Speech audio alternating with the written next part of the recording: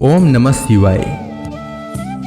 जिस प्रकार इस ब्रह्मांड का न कोई अंत है और न ही कोई शुरुआत, उसी प्रकार शिव अनादि हैं। संपूर्ण ब्रह्मांड शिव के अंदर समाया हुआ है। आइए श्रवण करते हैं सोमवार व्रत कथा। प्राचीन काल की बात है। एक नगर में एक बहुत धनवान साहूकार रहता था, जिसके घर में धन की कमी नहीं थी, परंतु उसको एक बहुत बड़ा दुख था कि उसके कोई पुत्र नहीं था। वह इसी चिंता में दिन रात लगा रहता था।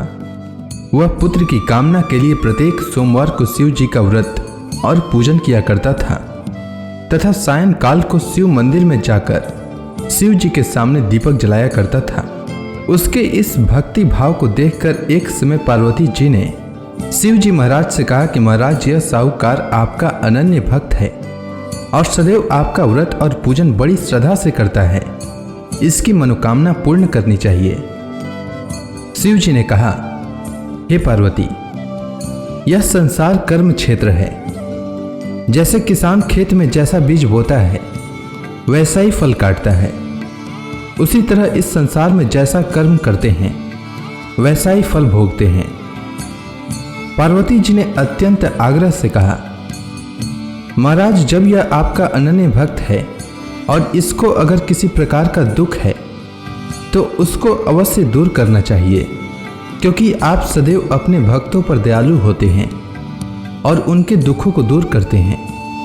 यदि आप ऐसा नहीं करेंगे तो मनुष्य आपकी सेवा तथा व्रत क्यों करेंगे। पार्वती जी का ऐसा आग्रह देख शिव जी महाराज कहने लगे, हे पार्वती, इसके कोई पुत्र नहीं है। इसी चिंता में यह अति दुखी रहता है। इसके भाग्य में पुत्र न होने पर भी इसको मैं पुत्र प्राप्ति का वर देता हूँ, परंतु यह पुत्र केवल 12 वर्ष तक जीवित रहेगा। इसके पश्चात वह मृत्यु को प्राप्त हो जाएगा। इससे अधिक मैं और इसके लिए कुछ नहीं कर सकता। यह सब बातें साहूकार सुन रहा था। इससे उसको न तो कुछ प्रसन्नता हुई और न ही कुछ दुख हुआ। वह पहले जैसा ही शिव जी महाराज का व्रत और पूजन करता रहा। कुछ काल व्यतीत हो जाने पर साहूकार की स्त्री गर्भवती हुई और 10वें महीने में उसके गर्भ से अति सुंदर पुत्र की प्राप्ति हुई। साहूकार के घर में बहुत खुशी मनाई गई, परंतु साहूकार ने उसकी केवल 12 वर्ष की आयु जानकर अधिक प्रसन्नता प्रकट न की और न ही किसी को भेद ही बताया। जब वह बालक 11 वर्ष का हो गया तो उस बालक की माता ने उसके पिता से विवाह आदि के लिए कहा, तो वह साहूकार कहने लगा कि अभी मैं इसका विवाह नहीं करूंगा, अपने पुत्र को काशी जी पढ़ने के लिए भेजूंगा। फिर साहूकार ने अपने साले अर्थात बालक के मामा को बुला करके उसको बहुत सा धन देकर कहा, तुम मेरे बालक को काशी जी पढ़ने के लिए ले जाओ और रास्ते में जिस स्थान पर भी जाओ यज्ञ तथा ब्राह्मणों को भोजन कराते जाओ। वह दोनों मामा भांजे यज्ञ करते और ब्राह्मणों को भोजन कराते जा रहे थे। रास्ते में उनको एक शहर पड़ा। उस शहर में राजा की कन्या का विवाह हो रहा था।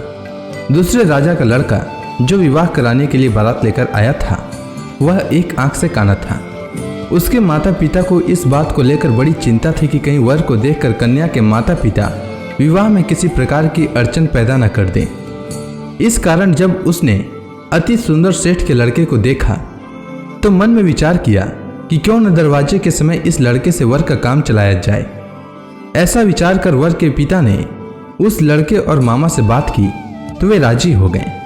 फिर उस लड़के को वर के कपड़े पहनाकर तथा घोड़ी पर चढ़ाकर दरवाजे पर ले गए और सब कार्य प्रसन्नता से पूर्ण हो गया।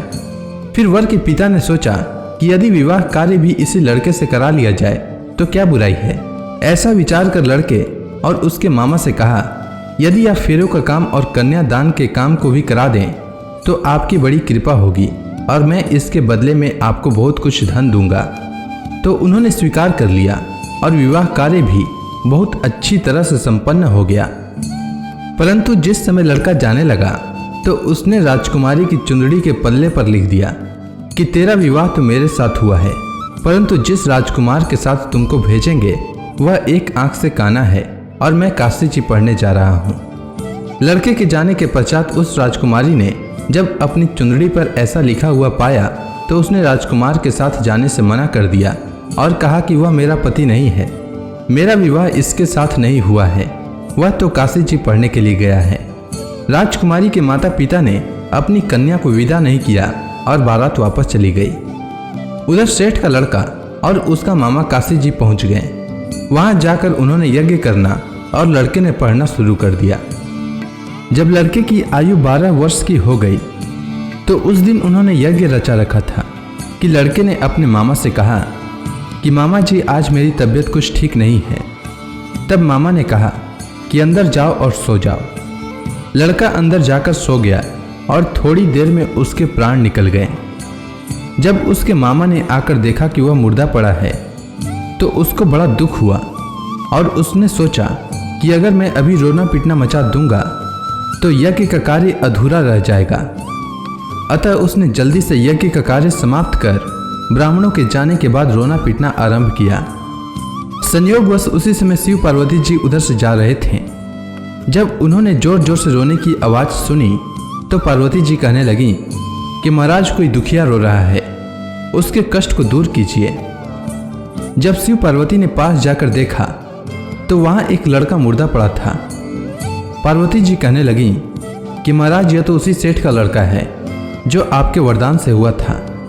हे महाराज, इस बालक को और आयु दीजिए, नहीं तो इसके माता पिता तड़प तड़प कर मर जाएंगे। पार्वती जी के बार बार आग्रह करने पर शिव जी ने उसको जीवन वरदान दिया और शिव जी महाराज की कृपा से लड़का जीवित हो गया। शिव जी और पार्वती जी कैलाश पर्वत पर चले गए। तब वह लड़का और मामा उसी प्रकार यज्ञ करते तथा ब्राह्मणों को भोजन कराते हुए अपने घर की ओर चल पड़े। रास्ते में उसी शहर में आए जहां उसका विवाह हुआ था। वहां पर आकर उन्होंने यज्ञ आरंभ कर दिया तो उस लड़के के ससुर ने उसको पहचान लिया और अपने महल में ले जाकर उसकी बड़ी खातिर की। साथ ही बहुत से दास दासियों सहित आदर पूर्वक लड़की और जमाई को विदा किया। जब वो अपने शहर के निकट आए तो मामा ने कहा कि मैं पहले तुम्हारे घर जाकर खबर कर देता हूँ।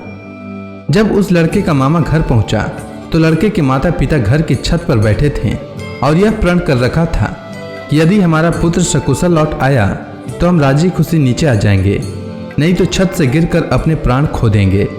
इतने में उस लड़के के मामा ने आकर यह समाचार दिया कि आपका पुत्र आ गया है, तो उनको विश्वास नहीं हुआ।